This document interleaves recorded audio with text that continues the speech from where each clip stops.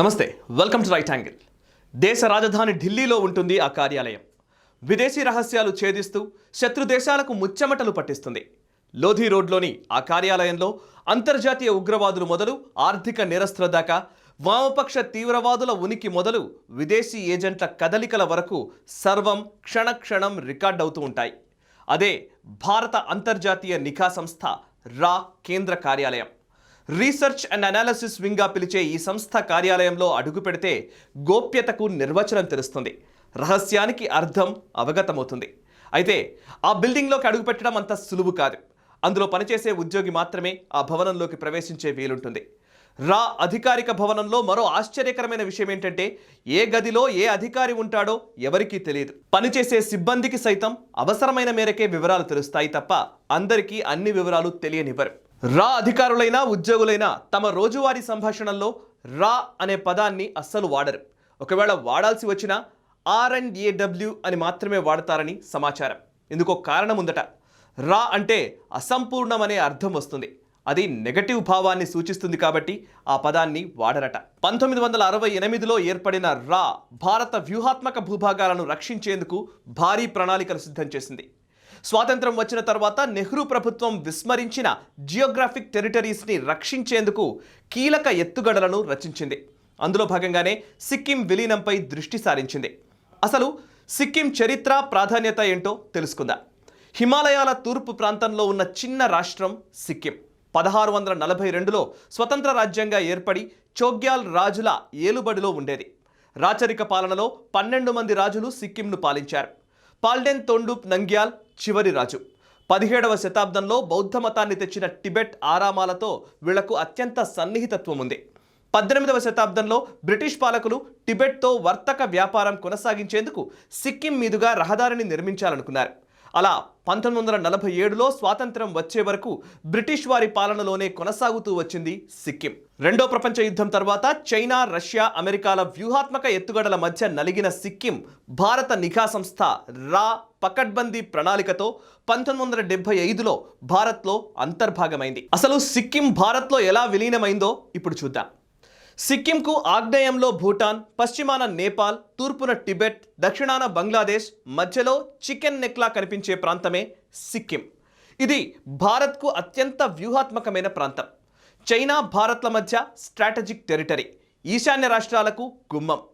సిక్కిం ఇండియాలో విలీనం కావడం వెనుక హాలీవుడ్ డ్రామాను తలపించే ఇంట్రెస్టింగ్ స్టోరీ ఉంది. ఈ డ్రామాలో 3 మహిళల పాత్ర ఉంది. ప్రధాని ఇందిరా, సిక్కిం రాజు భార్య హోప్కుక్, సిక్కిం మొదటి సీఎంగా పనిచేసిన కాజీ లెండప్ దోర్జీ భార్య, బెల్జియం వనిత అయిన ఎలిసా మారియాలు సిక్కిం మెర్జర్ డ్రామాలో ప్రధాన భూమిక పోషించారు. ఈ మొత్తం డ్రామాకు స్క్రీన్ ప్లే, దర్శకత్వం వహించింది రా అధికారుల వ్యూహం.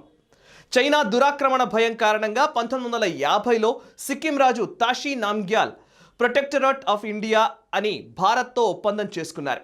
అంటే సుమారుగా కశ్మీర్ లాంటి వ్యవహారమే ఇది. ఈ ఒప్పందం ప్రకారం రక్షణ, విదేశీ వ్యవహారాలు, కమ్యూనికేషన్ వ్యవస్థ భారత్ పరిధిలోకి వస్తాయి. మిగతా వ్యవహారాలు సిక్కిం అసెంబ్లీ పరిధిలో ఉండే విధంగా ఒప్పందం కుదిరింది. 1950లో ప్రిన్స్లీ స్టేట్స్ విలీన సమయంలో సిక్కిం ఎందుకు భారత్లో విలీనం కాలేదు అన్న సందేహం వెనుక చైనా, రష్యాల వ్యూహాత్మక కారణాలున్నాయి. నెహ్రూ సంతృప్తీకరణ విధానము ఉంది. 1950ల నాటికి చైనా, రష్యాల మధ్య మైత్రి అత్యంత గాఢంగా ఉంది. 1949లో చైనా విప్లవం తర్వాత మావో, స్టాలిన్లు భారత్ విషయంలో వ్యూహాత్మకంగా వ్యవహరించారు. చైనా, రష్యాలకు కీలకంగా ఉన్న భారత్ సరిహద్దు ప్రాంతాల విషయంలో జాగ్రత్తలు పాటించారు.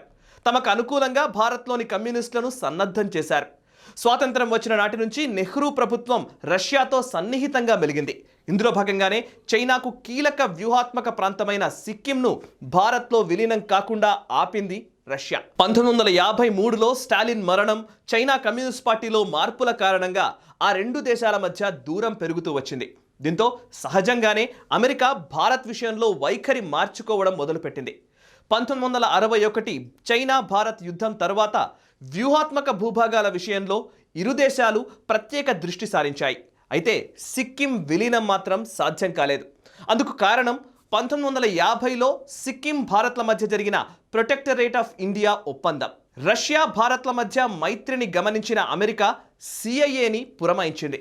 సిఐఏ హోప్ కుక్ అనే అమెరికా వనితను రంగంలోకి దింపింది. సిక్కిం రాజు చోగ్యాల్ ఆమెను 1963లో పెళ్లి చేసుకున్నారు.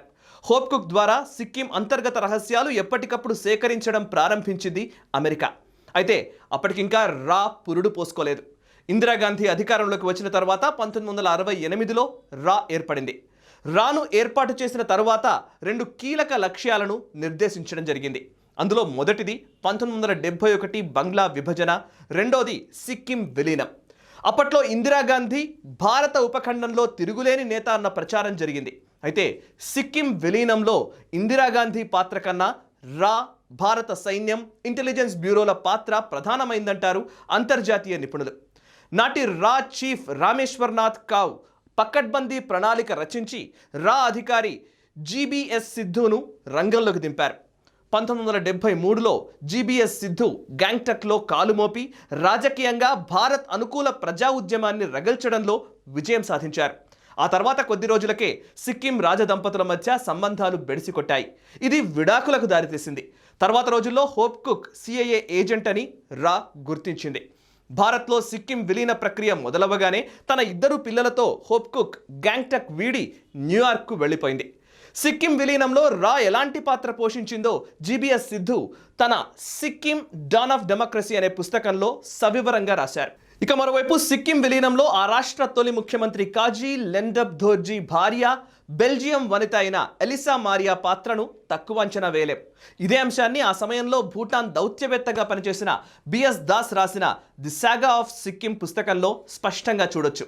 సిక్కిం రాజు చోగ్యాల్, అమెరికా వనిత హోప్ కుక్ల మధ్య విభేదాలు సృష్టించేందుకు రా ఎలిసా మారియా సాయం తీసుకున్నదన్న వాదనలు కూడా ఉన్నాయి. మొత్తంగా రా అవకాశం ఉన్న అన్ని ప్రయత్నాలు చేసింది. వ్యూహాత్మక భూభాగాన్ని భారత్లో విలీనం చేసింది. 1975 మే 16న అంటే ఎమర్జెన్సీకి సరిగ్గా నెల రోజుల ముందు సిక్కిం భారత్లో విలీనమైంది. రాజ్నారాయణ్ వర్సెస్ ఇందిరాగాంధీ కేసులో అలహాబాద్ హైకోర్టు తీర్పు విషయాన్ని ముందే అంచనా వేసింది రా. నాటి అలహాబాద్ హైకోర్టు జడ్జిని ఈ కేసు విషయంలో రహస్యంగా రా అధికారులు సంప్రదించినట్టు కూడా ప్రచారం జరిగింది. ఈ నేపథ్యంలోనే సిక్కిం విలీనాన్ని త్వరగా ముగించేలా పథక రచన చేసి అనుకున్న సమయానికి తన లక్ష్యాన్ని ఛేదించింది రా. ఇది సిక్కిం విలీనం వెనుక ఉన్న రియల్ స్టోరీ. స్వార్థ రాజకీయాలు, అంతర్జాతీయ కుట్రల మధ్యలో దేశ సమగ్రతను కాపాడడంలో చిక్కుల్ని, ఒడిదొడుకుల్ని అధిగమిస్తూ పనిచేస్తున్న రా అధికారులకు నేషనలిస్ట్ హబ్ సెల్యూట్స్. ఇప్పటిదాకా నేను చెప్పిన వివరాలు, విశ్లేషణ మీకు నచ్చినట్లయితే ఈ వీడియోని లైక్ చేయండి, 10 మందికి షేర్ చేయండి, అండ్ మీ కమెంట్స్ రూపంలో మీ అభిప్రాయాల్ని మాతో పంచుకోండి. అండ్ నేషనలిస్ట్ హబ్ యూట్యూబ్ ఛానల్ని సబ్స్క్రైబ్ చేయడం మర్చిపోవద్దు. ఇక www.nationalisthub.com వెబ్సైట్లో ఈ ఆర్టికల్స్ని మీరు చదవచ్చు. Thank you very much.